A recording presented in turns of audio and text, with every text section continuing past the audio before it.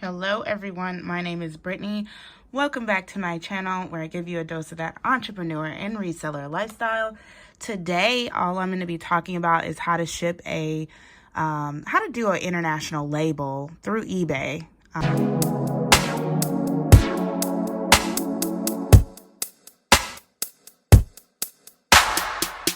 Package is going to Mexico, and I sold these shoes. Let me show you this. The name of them is Grinson, but they're like a men's shoe.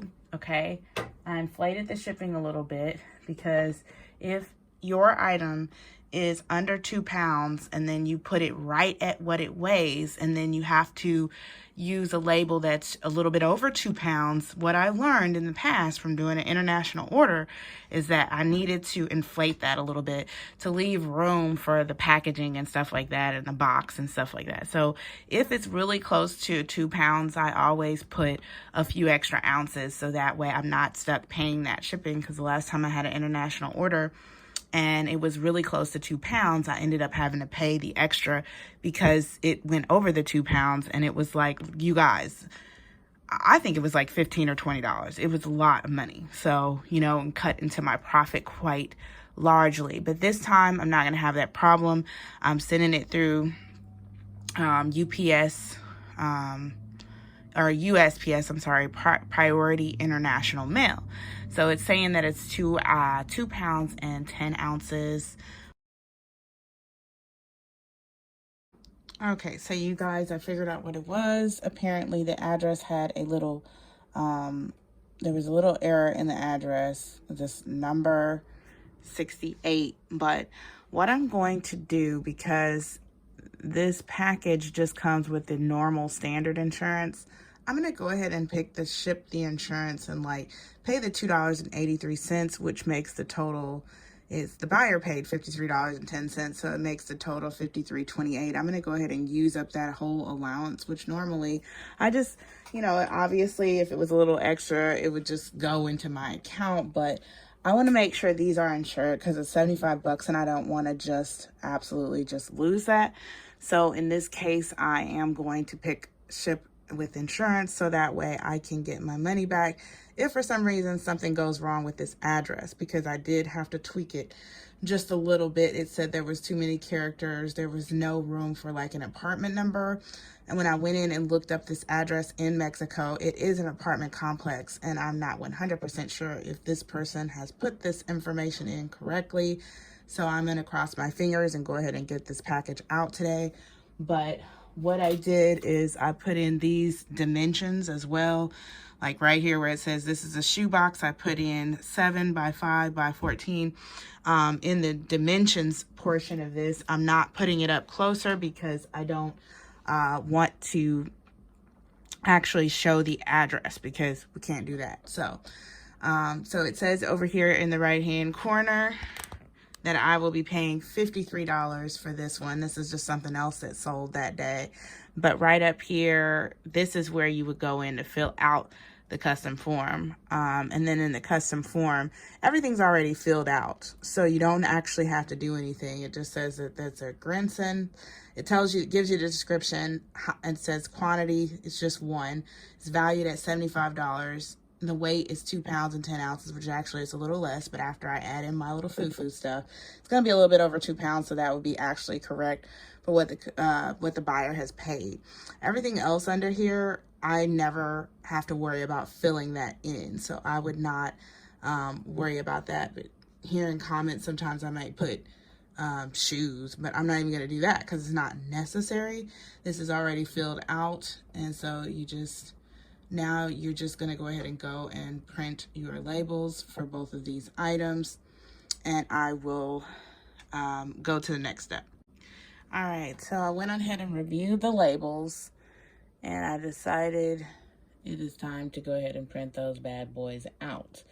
This is how it's going to come up. We do not actually want to print that second label like that. So I'm going to go over here and I'm going to say, we only want, got to change the actual settings here. Well, actually, we're just going to do one. It wants to know, do we want all pages? We don't. I just want one, which will be this label right here. So I'm going to hit print on that. It's going to print that for me. And then this one's going to have to be a little different. So with this very top portion right here, where you can see that little piece of blue, it says cut here. So that's exactly what we're going to do. I'm going to see what I could do here to make this easier. Is just go ahead and do it like a Mercari label. Copy this entire thing. Or there's two ways to do it. I'm going to take that picture. That one's done, but I'm going to see if I can do it this way and just go to OfficeJet. And then we will clearly need to adjust the settings. It's on 4x6. We need it to be on the regular type of spacing. And it'll separate it itself. It doesn't need to be color, but there ain't no color to worry about. Just so we're gonna do 2 through 3. And then over here in my printer, I'm gonna go ahead and change out the printer paper to my sticky label paper, which I will show you here in just a second. Okay guys, so this is what you come out with. What I'm gonna do is I'm gonna cut this where it needs to be cut. I'm not going to make this bigger because like I said, I don't want to reveal the person's address here, but all you're gonna do is take this sheet and you're just gonna cut it where it says to cut it at. And then I'm gonna show you what I like to put this in just a second. All right, now I do wanna let you guys know, I'm gonna show this to you right over. Let me see if I can show it to you without revealing everything else. Right here it says you need to do the sender's signature and date. That's really all you need to do on this form, and then you're gonna put it in a plastic sleeve. Okay guys, so I ordered these from UPS, but basically it's a sleeve that you can put it in because you don't want that label to get messed up. It is actually a sticky label. I could just go ahead and use that, but this is so much better that way, just in case the weather gets out of control, you're okay. And you can take this off because it's a sticky label. See that? And stick that on the package, and your label is actually going to be on the inside.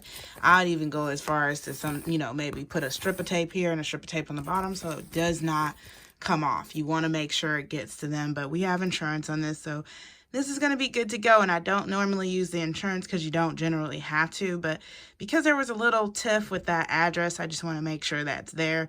And again, it's very simple. Only difference I think between this and the global shipping is local. So you'll send it to wherever they tell you to send it to, which I can't remember where that is, but they have you send it somewhere in the United States. After that, it's a done deal. You don't have to look at that anymore. They take care of everything for you from there. If anything goes wrong, global shipping handles that for you. That's the advantage. This is the disadvantage with doing this. You do kind of have to do your own thing, but it can be done. I have never had a problem. I just wanted to let everybody know it could be done, and I've never had any issues with doing international shipping on my own. So that is how you will ship an international label, and thank you very much for tuning in. If you found value in this video, please remember to give it a like so I can do more videos like this. Thank you for stopping by, and everyone have a wonderful day.